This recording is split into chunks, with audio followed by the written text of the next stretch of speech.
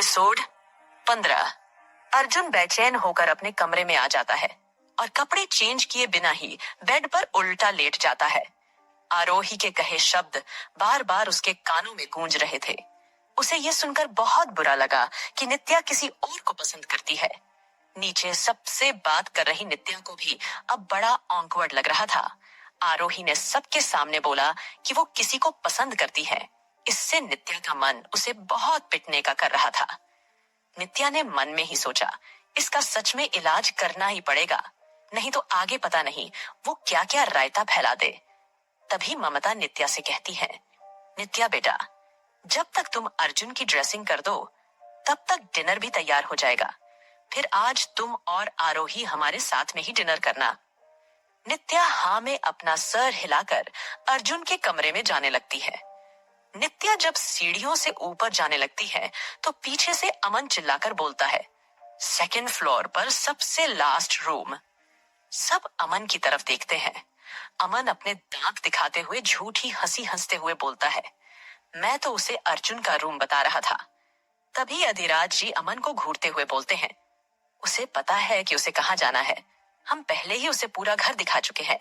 ये सुनकर अमन बिल्कुल चुप हो जाता था।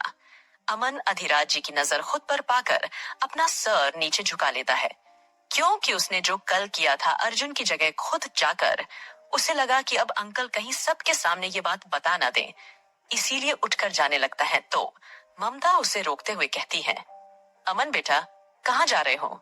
डिनर तैयार है, अर्जुन के साथ में करके जाना।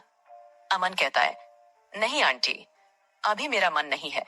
तो अधिराज जी अमन को टोकते हुए कहते हैं, वैसे तो तुम्हें अर्जुन के साथ ब्रेकफास्ट, लंच, डिनर सब करना अच्छा लगता है।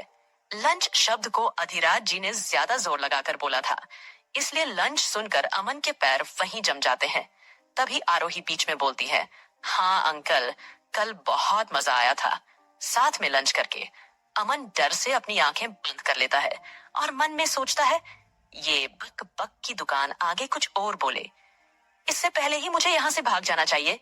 तभी आरोही फिर से बोलती है, मिस्टर कपूर, आप कहाँ जा रहे हैं? मिस्टर कपूर सुनकर तो अमन के जैसे हाथ पैर कांपने लगते हैं। उसे जिस बात का डर था वो सच हो गया। आरोही आगे कहती है, और आप अपनी मॉम को आंटी क्यों कह रहे हैं? तब अमित बोलता है, आरोही जी, ये मिस्टर कपूर नहीं, मिस्टर राणा है, अर्जुन भाई के दोस्त मिस्टर अमन राणा। तभी अधिराज जी बोलते हैं, अमित बेटा, शायद इसे अमन राणा की जगह अमन कपूर बनने का बहुत शौक है, या फिर मिस्टर अश्विन राणा ने इसे अपने घर और अपनी कंपनी से बेदखल कर दिया है। सभी की नजर अब अमन पर जाती है और वो आंखों से ही अमन से पूछते हैं कि क्या ये सब सच है। वहीं दूसरी तरफ नित्या के दरवाजा खटखटाने पर भी जब अर्जुन ने दरवाजा नहीं खोला तो नित्या धीरे से दरवाजा खोलकर अंदर आ जाती है। नित्या कमरे में इधर उधर नजर घुमाती है तो देखती है अर्जुन सामने बेड पर उल्टा लेटा हुआ था। वो दबे पांव से चलकर बेड के पास जाती है और अर्जुन को देखती है तो अर्जुन की आंखें बंद थीं, लेकिन उसके माथे पर सलवटें दिख रही थीं, जैसे नींद में भी किसी बात की टेंशन या गुस्सा हो। नित्या फिर अर्जुन के सिरहाने बैठकर उसके माथे पर आ रहे बालों को पीछे करती है और उसका सर सहलाती है। नित्या उस दिन को याद करती है जब उसने उदयपुर कोलाज में पहली बार अर्जुन को देखा था। तब से उसके दिल में अर्जुन के लिए एक अलग ही एहसास जागे थे। और फिर दूसरी बार मुंबई में 6 महीने पहले जब वो केसर को मारने पब गई थी, तब वो वहां अर्जुन से टकराई थी और उनके बीच एक्सीडेंटल ही किस हो गई थी। अर्जुन उस वक्त नशे में था, पर उस वक्त नित्या को पता नहीं क्या हुआ, उसने उस एक्सीडेंटल किस को पैशनेट किस में बदल दिया था। वो चाहकर भी अर्जुन से दूर नहीं हो पा रही थी, अनजाने में ही सही, पर अर्जुन की मौजूदगी उसे सुकून दे रही थी। पर उस वक्त केसर को मारने का प्लान कहीं खराब ना हो जाए, इसलिए अर्जुन को छोड़कर उसे वहां से जाना पड़ा। उस वक्त अर्जुन ने बहुत ड्रिंक कर रखी थी। उस वक्त भी उसके माथे पर सलवटें थीं, जैसे कि वो किसी परेशानी में है। नित्या को अर्जुन की बहुत फिक्र हो रही थी, लेकिन ना चाहकर भी उसे उस वक्त वहां से जाना पड़ा था। पर केसर को मारने के बाद नित्या अपने साथी के लाख मना करने पर भी फिर से पब आई थी अर्जुन को ढूंढने के लिए, पर उसे अर्जुन कहीं नहीं मिला। और नित्या कहीं मुसीबत में न पड़ जाए, इसीलिए उसका साथी उसे फिर से दिल्ली ले आया। नित्या ये अब भी सोच रही थी कि उसे लगा कि अर्जुन उठने वाला है, तो उसने अपना हाथ जैसे ही अर्जुन के सर से हटाना चाहा तो अर्जुन उसका हाथ पकड़ लेता है और उसकी तरफ देखकर बोलता है, क्या हुआ, तुम रुक क्यों गई? नित्या के सर सहलाने से अर्जुन को ऐसा लगा जैसे नित्या जिंदगी भर यूं ही उसके पास रहकर उसका सर सहलाती रहे। अर्जुन तो उसी वक्त जाग गया था जब नित्या उसके पास आकर बैठी थी। नित्या जब उठकर जाने लगती है तो अर्जुन उसे अपनी तरफ खींच लेता है, जिससे नित्या उसके ऊपर आ जाती है। अर्जुन उसके चेहरे पर आए बालों को पीछे करते हुए बोलता है, अब तुम्हें मुझसे दूर जाने की इजाजत बिल्कुल भी नहीं है, और फिर उसके माथे को चूम कर उसे अपने सीने से लगा लेता है। नित्या भी इस एहसास से अपनी आंखें बंद कर लेती है। अर्जुन की बाहों में जैसे उसे खुद को बहुत महफूज लग रहा था। न जाने कितनी देर तक वो एक दूसरे से लिपटे सुकून भरे पल जी रहे थे। उनको होश तब आया जब घर का सर्वेंट उन्हें डिनर के लिए बुलाने के लिए उनके रूम का दरवाजा खटखटाता है। दोनों एकदम से उठकर बैठ जाते हैं।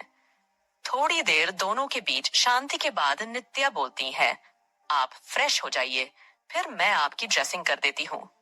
अर्जुन अपना सर हाँ में हिलाकर अपने कपड़े लेकर बाथरूम में चला जाता है। नित्या सर्वेंट को 10 मिनट में आने का बोलकर सोफे पर आकर बैठ जाती है। ड्रेसिंग होने के बाद दोनों डिनर के लिए नीचे आ जाते हैं और सबके साथ डाइनिंग टेबल पर डिनर करने बैठ जाते हैं। वहां पर बैठे सभी आरोही की बकवास को एंजॉय कर रहे थे और अमित आरोही का पूरा साथ दे रहा था उसकी बकवास में। अमन की तो एक बार भी हिम्मत नहीं हुई कि अपनी प्लेट से नजर हटाकर अपना सर ऊपर उठाकर देख ले।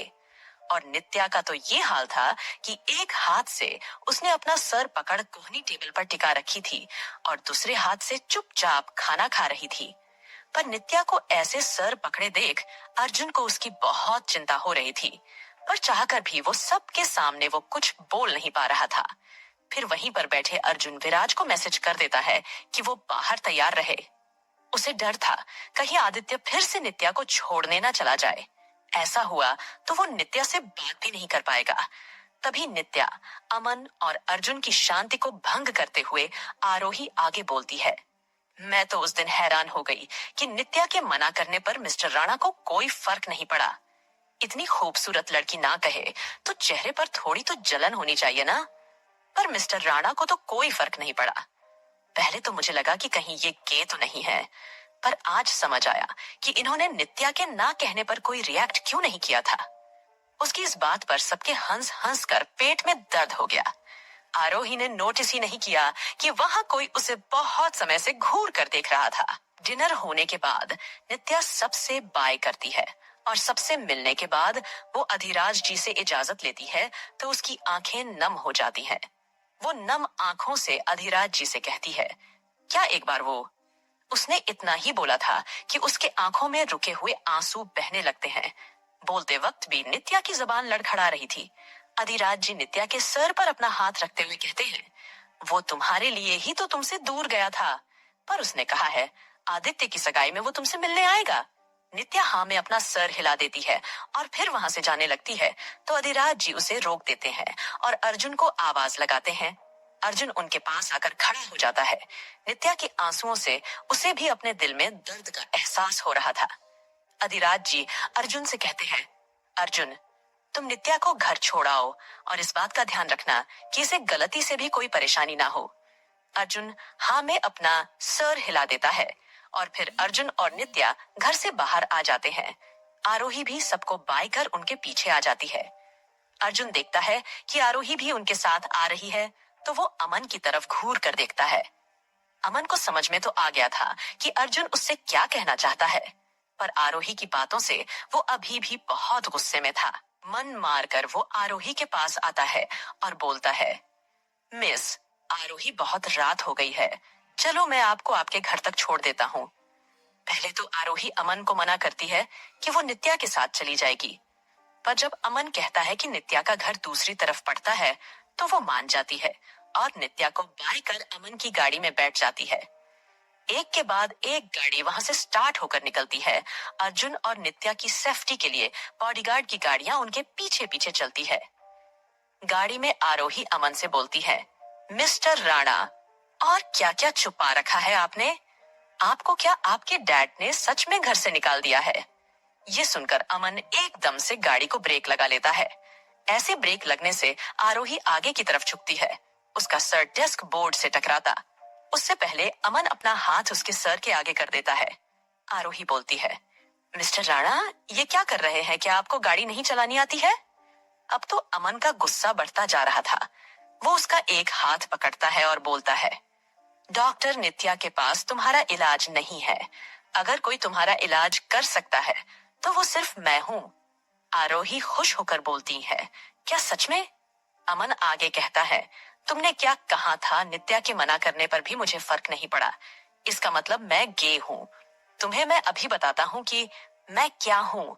और फिर आरोही को अपनी तरफ खींचकर अपना एक हाथ उसकी कमर पर और अपना दूसरा हाथ उसके सर के पीछे बालों पर रखता है और उसे किस करने लगता है। आरोही खुद को छुड़ाने के लिए अमन के सीने पर मुक्के मारती है, पर अमन उसे टाइट पकड़कर और ज्यादा अग्रेसिव होकर उसे किस करने लगता है। बहुत देर तक अमन के ना छोड़ने पर आरोही की आंखों से आंसू आ जाते हैं। जब अमन के मुंह में आंसुओं का स्वाद आता है तो उसने अपनी आंखें खोली और उसके होठों को छोड़ा। वो आरोही को चूमने में ऐसा खो गया कि उसकी आंखें अपने आप कब बंद हो गईं, उसे भी पता नहीं चला। पर उसे आरोही की आंखों में आंसू बिल्कुल भी अच्छे नहीं लग रहे थे। अमन उसके आंसुओं को पोंछते हुए बोलता है, ज्यादा बोलना बुरा नहीं है, लेकिन कम बोलना अच्छा है। और फिर उसके माथे को चूम लेता है। आरोही ऐसे ही रोते हुए बोलती है, क्या आप ऐसे मेरा इलाज करेंगे? आप ये बात बिना किस किए भी मुझे बोल सकते थे। अब मैं अपने होने वाले हस्बैंड से फर्स्ट किस कैसे करूंगी? वो तो अब आपने कर ली। इस बात पर अगर उसने मुझसे लड़ाई कर ली या उसने मुझे छोड़ दिया तो मैं क्या करूंगी? अमन हैरानी से आरोही को देखकर बोलता है, कौन है? तुम्हारा होने वाला हस्बैंड? उसे मन ही मन में बहुत गुस्सा आ रहा था कि आरोही ने अभी तक उसे बताया क्यों नहीं था। आरोही बोलती है, मुझे क्या पता? मतलब अभी मुझे नहीं पता, लेकिन कभी तो होगी ना मेरी शादी, तब मैं उसे क्या बोलूंगी। अमन के दिल को थोड़ा सुकून मिलता है कि अभी उसकी लाइफ में कोई नहीं है, लेकिन आरोही के मुंह से किसी और से शादी करने का सुनकर अमन को बहुत बुरा लगता है। वो फिर से उसे अपनी तरफ खींचकर किस करने लगता है और फिर थोड़ी देर के बाद छोड़कर वार्निंग वाले लहजे में कहता है, खबरदार, अगर फिर से कुछ ऐसा कहा तो। और फिर उसे अपने सीने से लगा लेता है। आरोही रोते हुए ही बोलती है, आप क्या ऐसे ही सबका मुंह बंद करते हैं क्या? अमन हंसते हुए बोलता है, सिर्फ तुम्हारा, क्योंकि आज तक तुम्हारे जैसा कोई मिला ही नहीं। और फिर गाड़ी स्टार्ट कर उसे घर छोड़ देता है। अब हम लाए